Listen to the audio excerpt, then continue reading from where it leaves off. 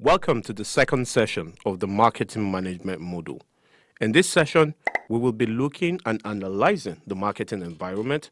We would learn how to use the SWOT analysis to identify the strengths, weaknesses, opportunities, and threats related to your business. And finally, identifying the main opportunities and issues of a business. Let's start by identifying what a marketing environment is. The marketing environment is all of the factors that influence the ability of a business to satisfy its customer needs. It is very clear that a business or a firm and customers do not exist independently, but they are affected by many factors, including economic, political, social, cultural, and competitive factors.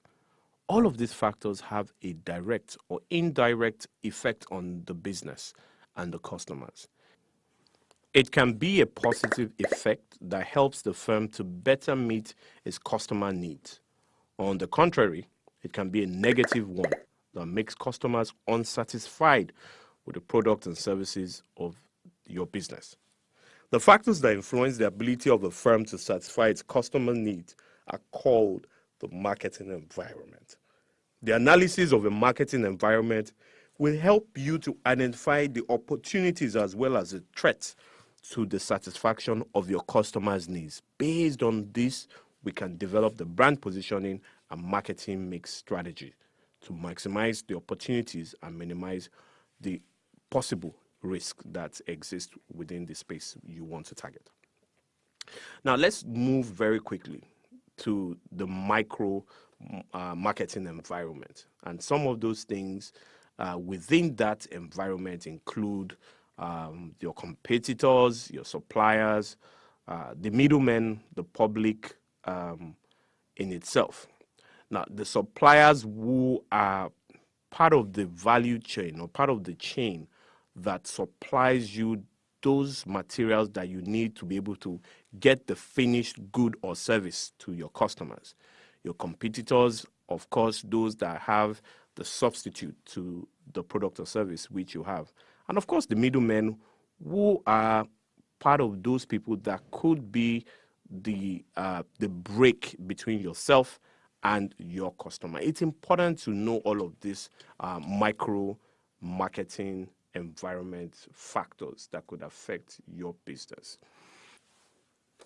You need to also look at the macro marketing environment, and of course those factors or the external factors, if you like, that can affect you as a business. The first one is nature. You can't control nature, and those things around nature, flooding, and all of those elements of nature can really affect you, and they are outside of your control. Technology can, as you know, technology is constantly evolving. Economics, demographics, the social and cultural factors, and of course, politics and legal. These are all of those external factors that could affect your marketing activities. Now, let's look at competitors as part of the marketing environment. It is necessary to know who the main competitors are. Main competitors are brands and businesses that have the same target audience or customers as you and meet some of the same demands as your business. Therefore, in many cases, main competitors does not always mean products of the same product line. It could be, or it is, that which is competing for the purchasing power of your target audience. When analyzing competitors, you should also address similar issues as when you analyze your own business, as we had discussed previously. When analyzing competitors, you should also address similar issues as when you analyze your own business. Now, let's go to the customer. The two main kinds of customers are the individual and the corporate. You need to study customer needs and behavior based on these two segments. Now, if you look at the customer segment, You have a profile, who they are, where they live, what they do, what are their living styles, and all of this. Their habits regarding use of your product, the purposes, the frequency of their purchase and using, the place where they purchase and at what time they purchase. You must also look at other factors that could influence their purchasing or making their decisions, such as their friends, family, medium of advertisement. Companies should know these factors in order to better meet customer needs. It's important that you understand all of these factors in order for you to be able to meet your customer needs at every time. Now, if you look at the company, there are the profile which you create for the corporate segment. And what you need to look at for the corporate segment include the following: the company size, the industry type, the location, the systems and policies of those corporates, the impact of the environment. You must evaluate the development trends in customer demand as well. Now, let's take a moment to reflect on what you should do when the environment changes. I'm going to use an illustration. Some years ago, rumors spread about deaths of kids who consumed a popular noodles brand here in Nigeria. And this led to the decline in the sales and consumption of that product. One way through which the affected company handled this was to get prominent figures like the Director General of NAFDAC, the then wife of the Lagos State Governor, and other prominent figures to publicly eat the product and had it published in the newspapers and other news media. This helped reassure people of the safety of the products and regain customer confidence. However, it is not always possible to change the environment. The most common way for the firm to react to a change is to adapt to the environment, monitor and analyze the marketing environment, develop a strategy to adapt to the environment, to avoid the threats, take advantage of the opportunities therein in this circumstance. Now, let's look at the SWOT tool. The SWOT collects all internal strengths and weaknesses in your business, as well as opportunities and threats caused by the external environment on your business. So I'll take that again so that it is clearer to you. The opportunities and threats are those external environmental factors, while your strengths and weaknesses are all of those environmental factors inside your business. So which is the best opportunity for the firm? The best opportunities definitely are those that match your strength.